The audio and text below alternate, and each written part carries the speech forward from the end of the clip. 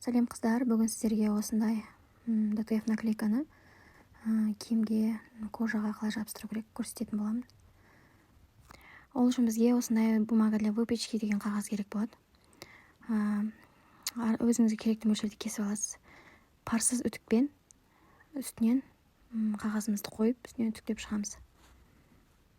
Ешқандай қиындығы жоқ. Жабыстырылған наклейканы, клемкасын бірден алуға болмайды. Наклейкамыз сосын барып шаймен бір шетінен ашып аласыздар.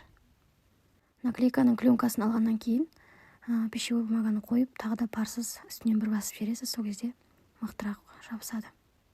Сәттілік!